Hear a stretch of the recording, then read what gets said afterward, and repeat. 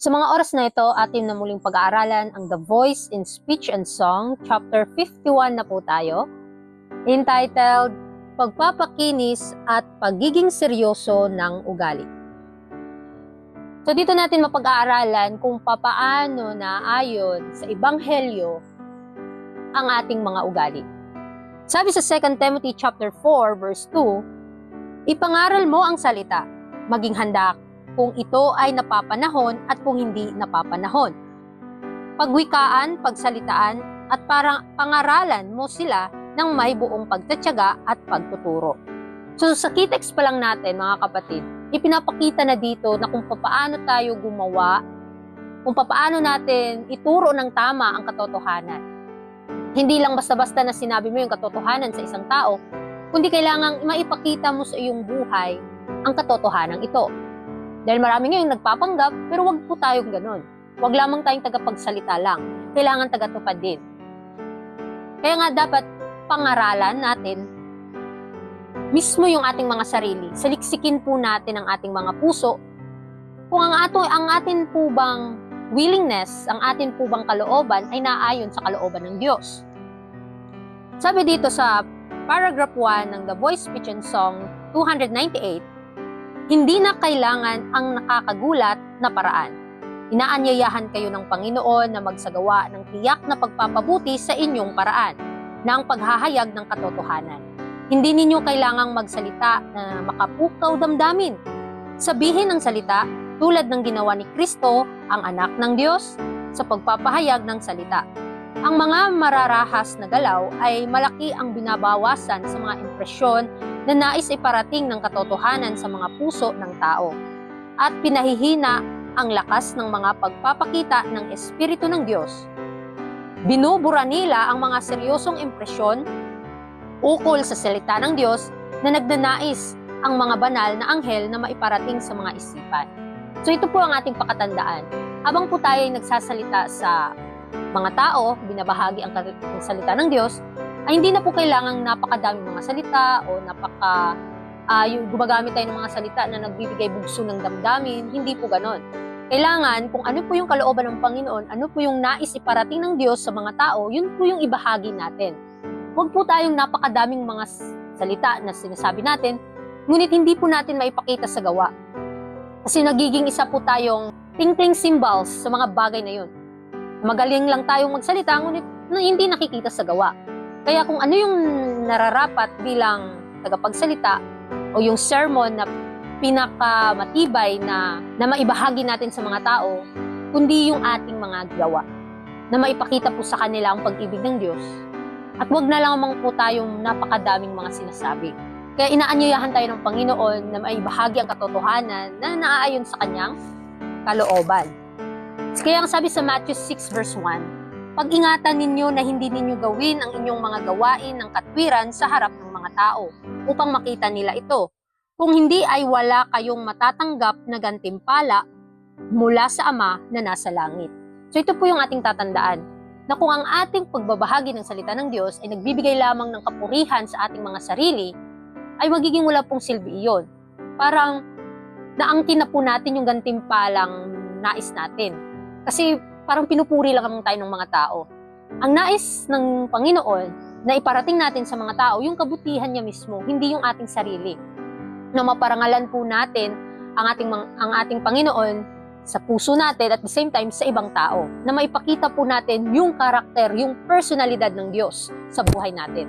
Kaya nga tayo dapat magsanay. Magsanay tayong magkaayon sa kanyang kalooban. Kasi sa sarili natin, wala po tayong magagawa.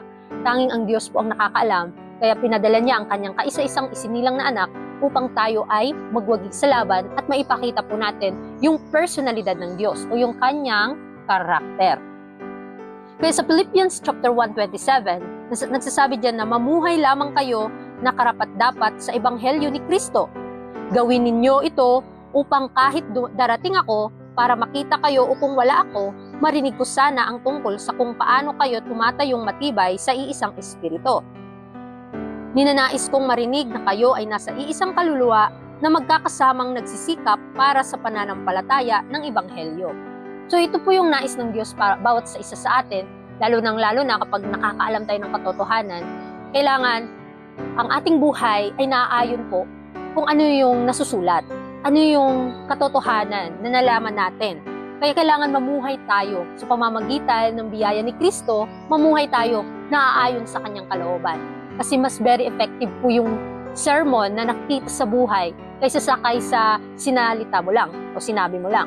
Kaya inaanyayahan tayong lahat ng Panginoon na ang ating mga gawa ay kailangang naaayon sa kanyang kalooban, sa kalooban ng Diyos.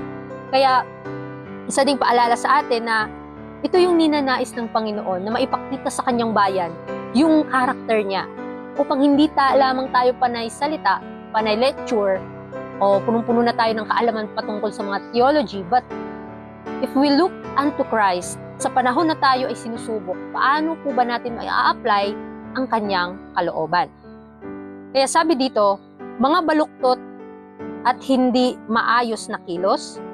Ang mga baluktot at hindi maayos na kilos ay hindi dapat pinapayagan sa karaniwang paglakad ng gaano pa kaya na hindi dapat ito tiisin sa pinakasagradong gawain ng ministeryo ng Ebanghelyo. Ang ministro ay dapat magsanay ng biyaya, magalang na asal at pagiging dalisay sa kanyang pag-uugali. Dapat niyang dalhin ang sarili ng may tahimik na dignidad na nararapat sa kanyang mataas na tungkulin. Ang kaseryosohan, isang uri ng banal na kapangyarihan na hinaluan ng kaamuan ang dapat makilala sa asal ng isang tagapagturo ng katotohanan ng Diyos.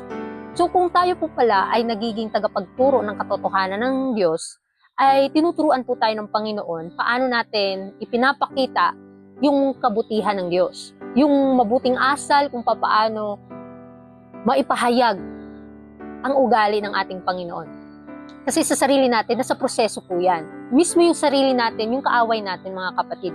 Kaya nawa, bigyan natin ng pansin, tuunan natin ng pag-aaral, ano ang dapat maipakita na ugali mismo sa mga tagapagturo. Hindi lang tagapagturo mga kapatid. Kailangan kung tayo ang nakikinig sa isang taong nagsasalita, tingnan po natin si Kristo kung paano siya nagbahagi ng katotohanan. Huwag po natin gawing modelo yung taong o yung mga pastor o ministro na nagsasalita sa harap. Pagkus, ang nais ng Panginoon na kung tayo ay makikinig ng katotohanan, ay gawin po nating halimbawa ang kanyang buhay. Ang buhay ng ating tagapagligtas na siyang nabayubay sa cross at naging ehemplo ng bawat isa. Kasi siya po yung ating modelo. Siya ang ating tagapagturo o tagagabay sa dapat nating gagawin.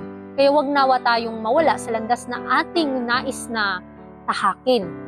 Dahil tinuturuan niya tayo ano yung mga ugali na dapat nating maipakita sa ating buhay ngayon. Kaya mga kapatid, sa ating pag-aaral ng chapter 51 ng The Voice, Speech and Song, sinasabi dito na yung ugali ng ating Panginoon, ito yung nais na maipakita ng Diyos sa kanyang bayan, at the same time, maipakita po ng kanyang bayan sa mga taong nais pa makakarinig ng katotohanan. Huwag lamang tayo panay salita, kundi kailangan maipakita natin sa gawa ang mga katotohanan ito. Kaya nabasa natin kanina na yung mga baluktot at hindi maayos na kilos, ito po nawa ay i-avoid po natin, iwasan po natin yun, na para ka nang sumasayaw sa loob ng pulpito, ano? Pero tandaan natin, hindi po basihan yung pagsasalita ng tao o kung gaano siya kagaling magsalita kung siya ba ay napabanal. Bagkus, kailangan tayo sa sarili natin, alamin natin na kailangan yung katotohanan na ating nalaman ay ito po ay magpabanal sa buhay natin. Tulungan nawa tayo ng Panginoon na bago natin ipangaral ang Ebanghelyo sa ibang tao, kailangan sa ating mismong buhay ay mapabanal ito. Kaya purihin ang Panginoon and God bless sa ating lahat and have a good day po mga kapatid.